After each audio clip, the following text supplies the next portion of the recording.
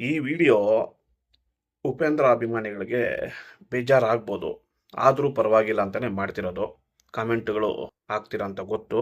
ಹಾಕಿಲ್ಲ ಅಂದರೂ ಬೇಜಾರಿಲ್ಲ, ಹಾಕಿದ್ರೂ ಬೇಜಾರಿಲ್ಲ. ಈಗ ಬಿಡದಿ ರೈತರ ಸಮಸ್ಯೆಗಳು ಗೊತ್ತಲ್ವಾ? ರೈತರ ಜಮೀನನ್ನ ಸರ್ಕಾರ ವಶಪಡಿಸ್ಕೊಂಡು ಅಲ್ಲಿ ಒಂದು ದೊಡ್ಡ ಮೆಗಾ ಸಿಟಿ ಏನೋ ಮಾಡಕ್ಕೆ ಹೊರಟಿದ್ದಾರೆ. ಸರಿನಾ? ಆಯಿತು.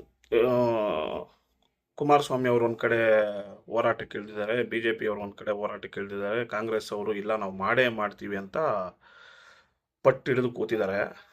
ಬಿಡದಿ ರೈತರು 100% ನೀವು ಯಾರೇ ಬಂದ್ರೂ ನಮ್ಮ ಜಮೀನು ನಾವು ಕೊಡಲ್ಲ ಅಂತ ಖಡಾಖಂಡಿತವಾಗಿ ಅವರು ಕೂತಿದ್ದಾರೆ.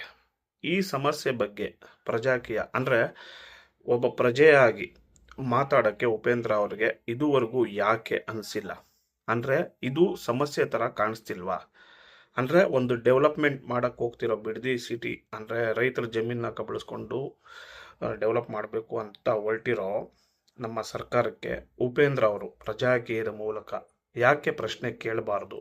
ಅದಾದಮೇಲೆ ಯಾಕೆ ರೈತರಿಗೆ ಅಲ್ಲಿ ಹೋಗಿ ಯಾಕೆ ನಿಮ್ಮ ಜಮೀನನ್ನ ನೀವು ಕೊಡಬೇಕು, ಯಾಕೆ ನಿಮ್ಮ ಜಮೀನನ್ನ ನೀವು ಕೊಡಬಾರ್ದು ಅಂತ ಪ್ರಶ್ನೆ ಆಗಬಾರ್ದು ಉಪೇಂದ್ರ ಅವ್ರ ಪರವಾಗಿ ನಾವೇ ಆಗ್ತಾ ಇದ್ದೀವಿ. ಅದಕ್ಕೋಸ್ಕರನೇ ನೋಡೋಣ ಉಪೇಂದ್ರ ಅಭಿಮಾನಿಗಳು ಉಪೇಂದ್ರ ಅವರು ಇದಕ್ಕೆ ಯಾವ ರೀತಿ ಪ್ರತಿಕ್ರಿಯೆ ಕೊಡ್ತಾರೆ ಅಂತ. ಯಾಕಂದರೆ ಈಗ ಹೋಗಿ ಉಪೇಂದ್ರ ಅವರು ರೈತರ ಪರ ನಿಂತ್ಕೊಂಡಿದ್ದ ತಕ್ಷಣ ಗೆಲ್ತಾ ಇರಲಿಲ್ಲ. ಅಲ್ಲಿ ಹೋಗಿ ನಿಂತು ಅವರ ಸಮಸ್ಯೆಗಳನ್ನ ಕೇಳಿ ಏನಕ್ಕೆ ಇಲ್ಲಿ ಸಿಟಿ ಮಾಡಬೇಕು, ಮಾಡಿದ್ರೆ ಏನು ಯೂಸು, ಮಾಡಿಲ್ಲ ಅಂದರೆ ಏನು ಯೂಸು ಅನ್ನೋದನ್ನು ನೀಟಾಗಿ ಉಪೇಂದ್ರ ಅವ್ರಿಗೆ ಗೊತ್ತಲ್ವ, ಮೈಂಡ್ ಸೆಟ್ ಇದೆಯಲ್ವ, ಟೆಕ್ನಾಲಜಿ ಗೊತ್ತಲ್ವ ಅವ್ರಿಗೆ, ಅದನ್ನು ನೀಟಾಗಿ ಬ್ಯಾಲೆನ್ಸ್ ಆಗಿ ಅಲ್ಲಿ ಹೋಗಿ ಕೂತ್ಕೊಂಡು ಹೇಳಿದರೆ ಒಂದು ರೈತರು ಒಪ್ಕೊಂಡಿರೋರು, ಇಲ್ಲ ಸರ್ಕಾರ ಡ್ರಾಪ್ ಆಗಿರೋದು ಅಂದರೆ ಈ ಪ್ರಾಜೆಕ್ಟ್ ವಿಚಾರವಾಗಿ ಎರಡೂ ನಡೆದಿರೋದು. ಉಪೇಂದ್ರ ಅವರು ಇನ್ನೂ ಯಾಕೆ ಡಿಸೈಡ್ ಮಾಡಿಲ್ಲ? ಇದು ನನ್ನ ಕ್ವಶನ್ನು. ನೋಡೋಣ ಯಾರು ಆನ್ಸರ್ ಕೊಡ್ತಾರೋ ಗೊತ್ತಿಲ್ಲ.